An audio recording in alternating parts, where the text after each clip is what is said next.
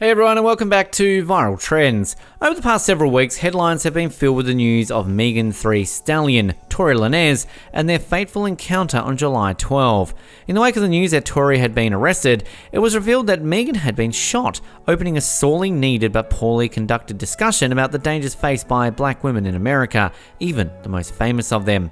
Today, we'll be talking about everything you need to know about Megan Thee Stallion and Tory Lanez shooting incident. Make sure you continue as you don't want to miss out with this discussion about everything you need to know about Megan Thee Stallion and Tory Lanez shooting incident. On Sunday, July 12, Los Angeles police officers reportedly received a call about a disturbance outside of a Hollywood Hills residence about 4:30 a.m. Upon arrival, witnesses told officers they overheard people arguing in an SUV before shots were fired. According to a statement from the Hollywood division of the Los Angeles Police Department, Tory Lanez and Megan Thee Stallion got into an argument while riding around in the SUV. When Megan attempted to exit the vehicle, Lanez allegedly fired his gun several times, striking and wounding Megan in her feet. Sources said that Lanez told Megan to "dance bitch" before shooting her, but that detail had been denied by Lanez's camp. All of the passengers in the SUV that night have not yet been revealed.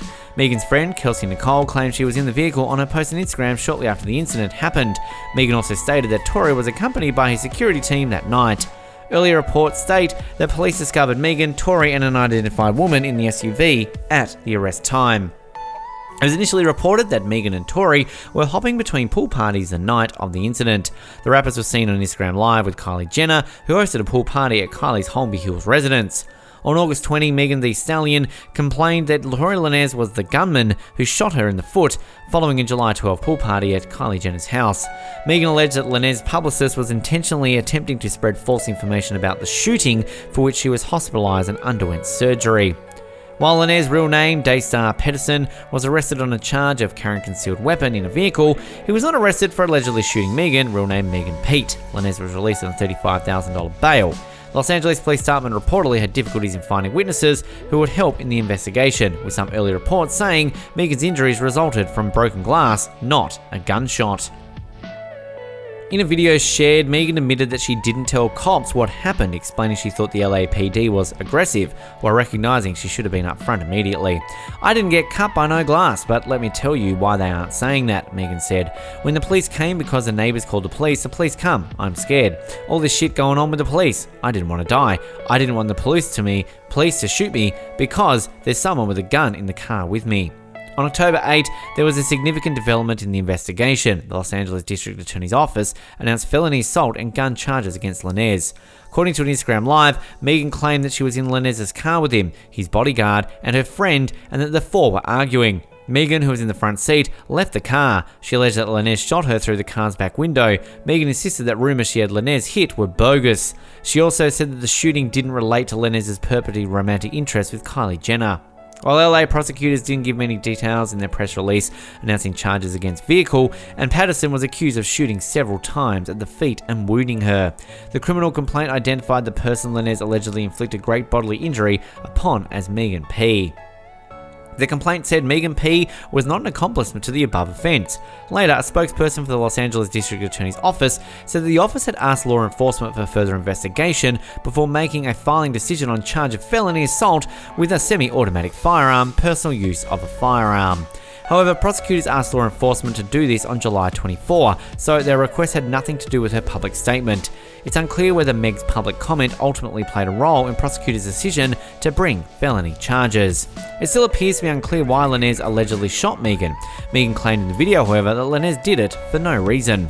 Initial reports claim Megan Thee Stallion was taken to hospital to be treated for stepping on glass, but the rapper revealed on Instagram that she suffered from gunshot wounds as a result of a crime that was committed against herself and done with the intention to physically harm her.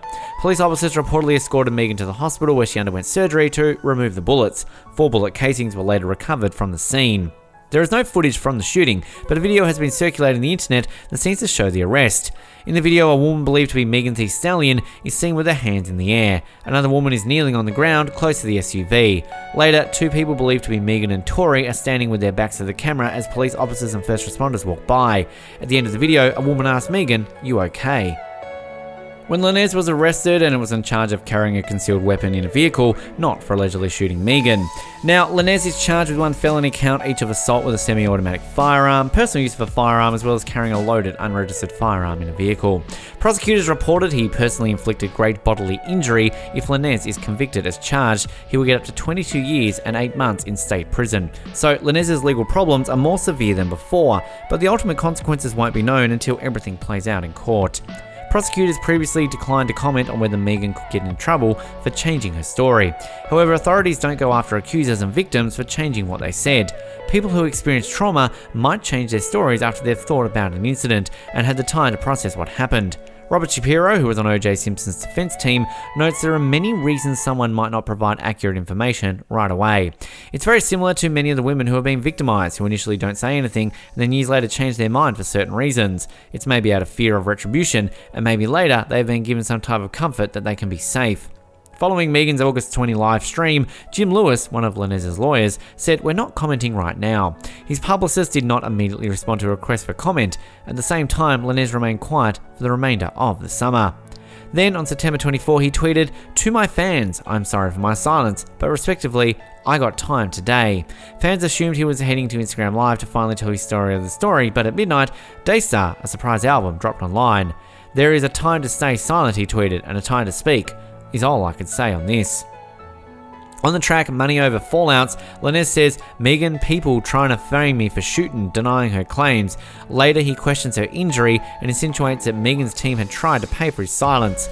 "Gotta see a couple of questions. How the fuck you get shot in your foot? Don't hit no bones or tendons," he raps. "How the fuck your team is trying to pay me in some whole millions." He denies involvement a second time but doesn't offer another suspect. "Girl, you had the nerve to write that statement on an affidavit, knowing I ain't do it, but I'm coming at my truest," he says at one point. "Trying to keep this shit humid with you shortly, I can provide it. But then people in Yoa, the true ones that I fear." Lanez also mentioned singers Kalania and JoJo on the album. Both women removed these features from their songs for the deluxe versions of their respective albums featuring Megan's Instagram Live. Cause when I'm scrolling through the Spotify playlist, see my name both in your top 5 pages, it just feels a little insecure. He says on Comeback. After receiving backlash for dropping an album denying violence against a black woman as the black community was reeling from the verdict made in the Breonna Taylor case in September 24, Lanez said he chose to drop the album in September 25 because it was his mother's birthday and the day she died. Lanez was scheduled to be arraigned on October 13, but the arraignment has been postponed until November 18. The court issued a protective order directing Lanez to stay at least 100 yards away from Megan and prohibiting contact with her. Lanez's bail was set at $190,000. If Lanez is convicted as charged, he could get up to 22 years and 8 months in state prison. On October 9, Lanez alluded to the charges on Twitter, posting an emoji message claiming, "Time will tell," tweeted the rapper. "A charge is not conviction. If you have supported me or Meg through this, I genuinely appreciate you."